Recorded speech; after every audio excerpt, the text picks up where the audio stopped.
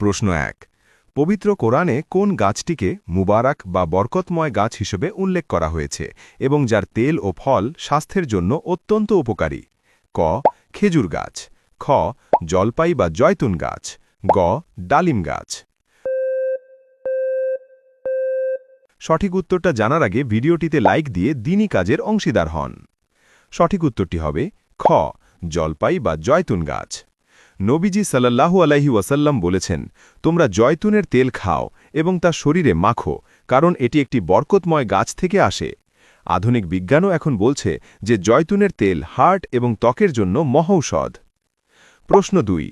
মহান আল্লাহর পক্ষ থেকে আসা আসমানি কিতাবগুলোর মধ্যে কোন কিতাবটি হজরত মুসা আলাইহিসসালামের উপর নাজিল হয়েছিল? ক। ইনজিল। খ। তাওরাত। গ। জাবুর।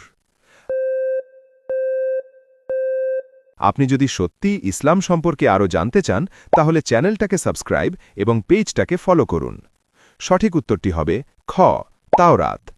তাওরাত হল প্রধান 4টি আসমানি কিতাবের মধ্যে প্রথম কিতাব। এটি বনি ইসরায়েল জাতির হেদায়েতের জন্য সিনাই পাহাড়ে হজরত মুসা আলাইহিসসালামের ওপর নাজিল হয়েছিল। প্রশ্ন ৩। কোন নবী আল্লাহর হুকুমে একটি বিশাল পাথরের ভেতর থেকে একটি জীবন্ত এবং গর্ভবতী উষ্ট্রী বা উটনি বের করে এনেছিলেন? ক। হজরত সালেহ আলাইহিসসালাম। খ।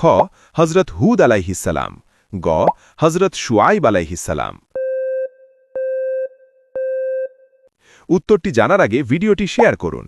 একটি ভালো কথা শেয়ার করাও সাদাকা। এই জ্ঞানটি শেয়ার করে আপনিও সাদাকায়ে জারিয়ার অংশীদার হন। আপনার হয়তো একটি শেয়ার হাজারো মানুষকে সঠিক পথে আনবে। সঠিক উত্তরটি হবে ক। হজরত সালেহ আলাইহিসসালাম। সামুদ জাতির লোকেরা যখন হজরত সালেহ আলাইহিসসালামের কাছে অলৌকিক কিছু দেখতে চাইল, তখন তিনি আল্লাহর কাছে দোয়া করেন। তখন বিশাল এক পাহাড়ের বুক চিরে এই উষ্ট্রীটি বের হয়ে আসে। এটি ছিল ইসলামের ইতিহাসের এক বড় পরীক্ষা। আপনি যদি সত্যি ইসলামকে ভালোবাসেন তাহলে কমেন্টে লিখুন, আই লাভ ইসলাম। আপনি কয়টি প্রশ্নের উত্তর দিতে পেরেছেন কমেন্টে জানাবেন।